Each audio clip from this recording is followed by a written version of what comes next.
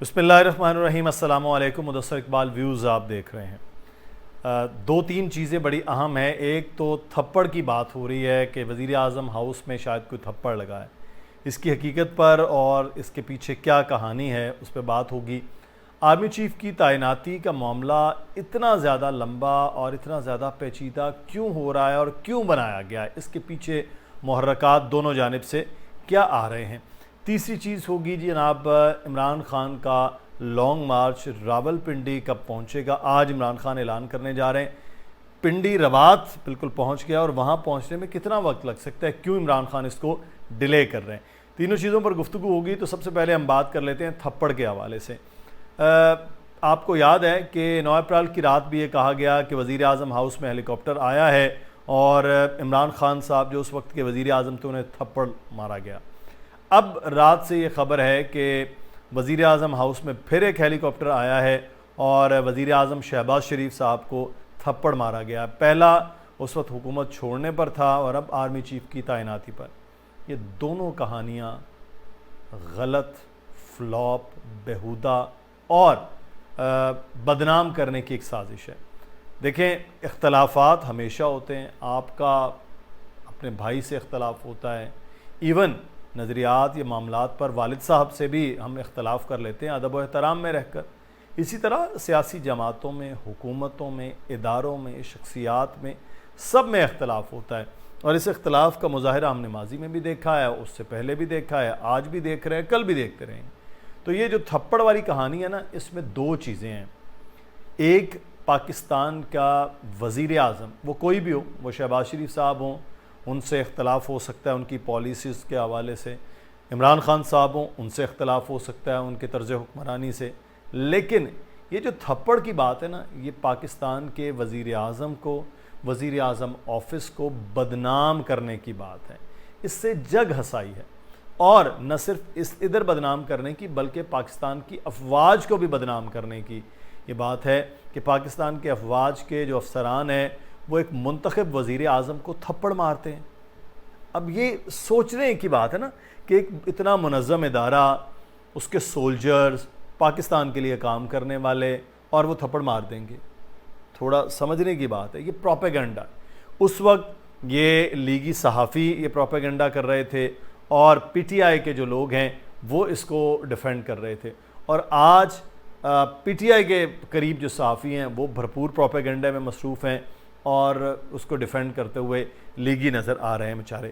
تو یہ دونوں طرح کے جو معاملات ہیں، یہ تھپڑ اور یہ وہ اس طرح کی چیزیں نہیں ہوتی ہیں۔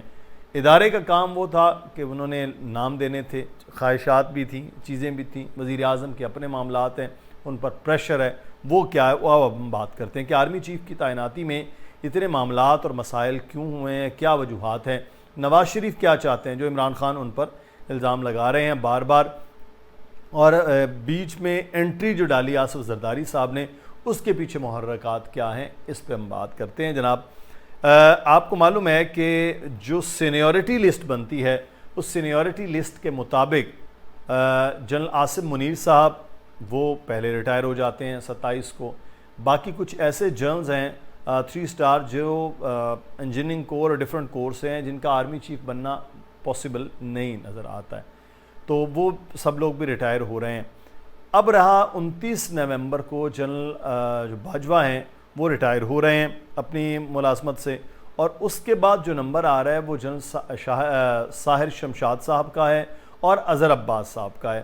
ذرائع یہ بتا رہے ہیں کہ آرمی یہ چاہتی ہے کہ جس طرح سے ان کو پر الزام لگتے رہے ہیں کہ یہ پولیٹیکل پوری موومنٹ میں، یہ خود عمران خان صاحب بھی اب بات کرتے رہے ہیں، میاں نواز شریف صاحب بھی یہ بات کرتے رہے ہیں، مولانا فضل الرحمان نے بھی یہ الزام لگایا ہے، اور بلاول بھٹو صاحب بھی در پردہ یہ بات کرتے آئے ہیں۔ تو ان ساری چیزوں سے آرمی جو ہے وہ قطع تعلق ہونا چاہتی ہے، اس لیے وہ چاہتے ہیں جو سینیورٹی لسٹ بنتی ہے اس کے حساب سے نام سامنے آنے چاہیے۔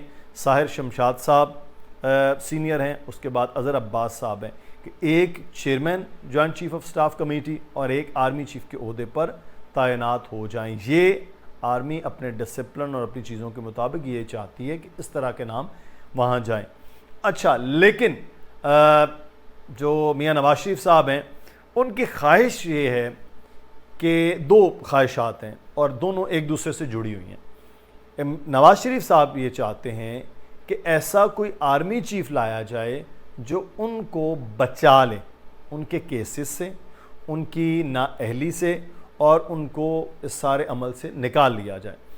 اور دوسرا، وہ عمران خان کو ہٹا دیں کسی طرح سے۔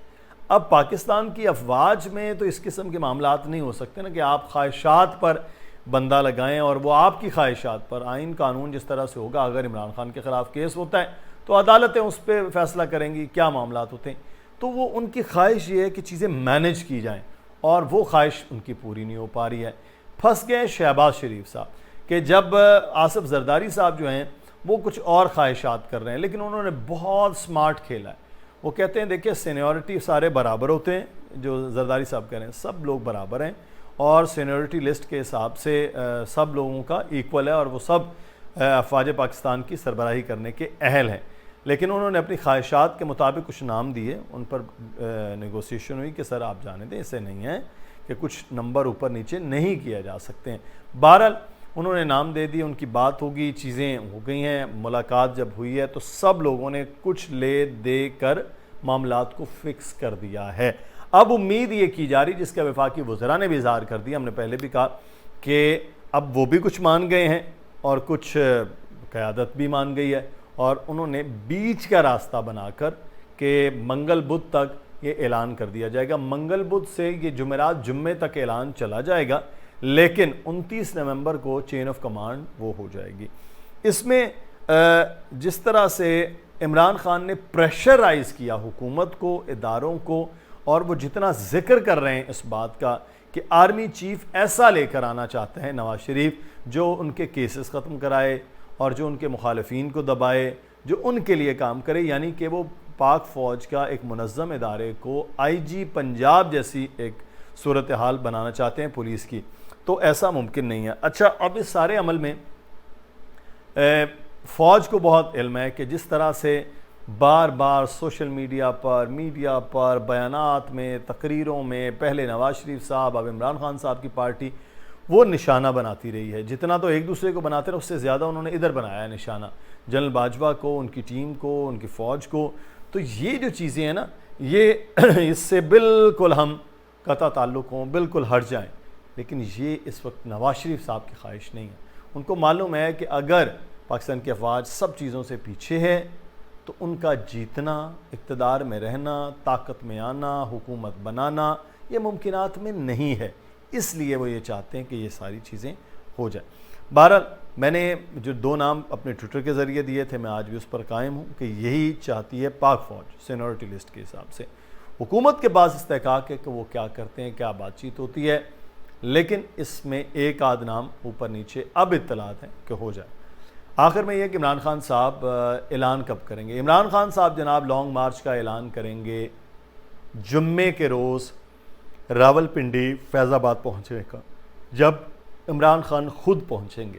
اور عمران خان جب پہنچیں گے تو اس وقت کشمیر، گلگت بلتستان، خیبر پختونخوا، پنجاب اور جنوبی پنجاب، سندھ، بلوچستان، سب جگہوں سے قافلے وہاں پہنچ جائیں گے۔ تو یہ جو آج ہفتہ ہے اور اگلے جو 6-7 دن ہیں اس میں پوری طرح تیاری ہے، اور ہم بتائیں گے کہ انہوں نے تیاری کو تھوڑا چینج کیوں کیا ہے، اور نمبر آف پیپل جو ہے وہ 1 ملین سے زیادہ لانے کا پلان کیا ہے۔ اگلی ویڈیو میں انشاءاللہ آپ کو بتائیں گے اس میں تیاری اور طریقہ کار کیا طے کیا۔ اپنا خیال رکھیے گا جی، اللہ حافظ۔